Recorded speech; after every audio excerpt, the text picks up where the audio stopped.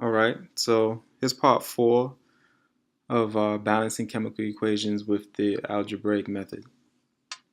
So in this equation, I'm going to write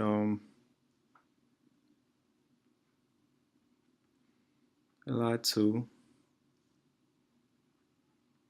in sulfate plus 3 potassiums and phosphate, and that gives you 3 lithiums and phosphate plus 2 potassiums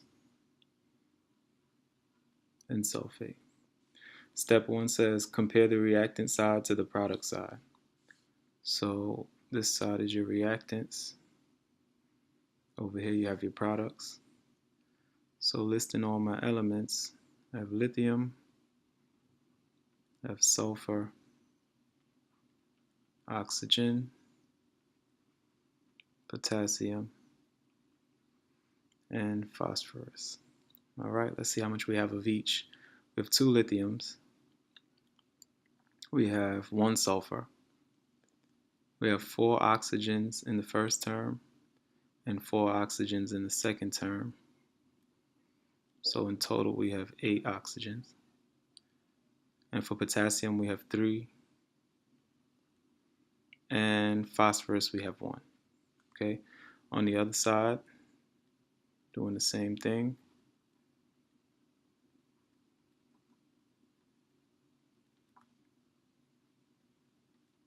So for lithium we have 3 of those. For sulfur we have 1 of those. Oxygen we have 4 in the first term and 4 in the second term, which gives us 8 again. Potassium we have 2, and phosphorus we have 1.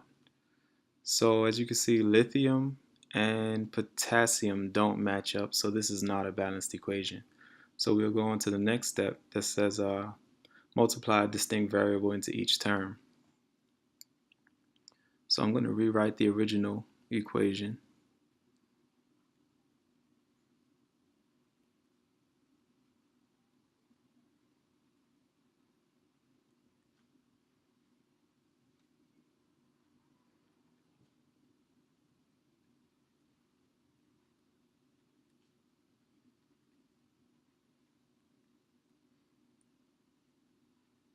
Okay, and I'm gonna give each one a different variable. So we have A, B, C, and D.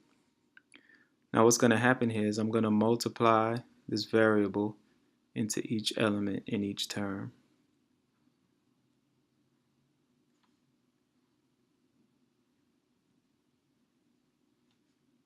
And on the last one. Okay, so like we did up top, we're going to consider each element separately. So for lithium, A multiplies into lithium. There's 2 lithiums, so twice, 2A. Lithium doesn't show up anywhere else on the reactant side. So on the product side, there's 3 lithiums, and that's being multiplied by C. So you have 3C. Then for sulfur, you have A multiplying into sulfur 1 time. Then on the other side, you have D multiplying into sulfur 1 time.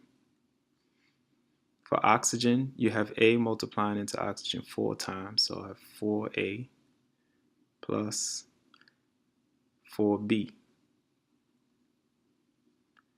Then on the other side, you have 4C plus 4D, because D multiplied into 4 oxygens and C multiplied into 4 oxygens. So for potassium, we have 3 potassium, so we're going to write in the second term, so we're going to write 3B.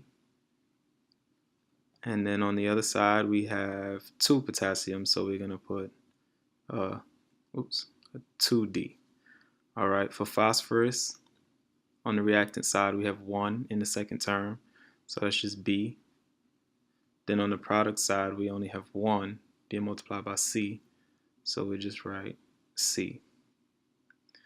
And that's everything. And just as a quick check, just make sure that your coefficients match the numbers that you got up here. So you see you have a 2, you have a 3, you have a 1, and you have a 1, you have the 4s, you have the 4s, a 3 and a 2, a 3 and a 2, 1 and a 1. So everything matches up, so we did everything right there. So then we are going to set the first variable equal to 1. The first variable is A all the time. So A equals 1. And right away you can see that if A equals 1, that means D equals 1. So that's 2 down. Then we have A for this equation, and we're looking for C, so we can say that 2 times 1 is 3C. Divide both of these by C, or by 3 I should say. The 3's cancel, and you end up with C equaling 2/3. And if C equals 2/3 in the phosphorus equation, you see B equals C. So that means that B also equals 2/3. And we don't want to deal with fractions, so I'm going to multiply by 3 in every variable.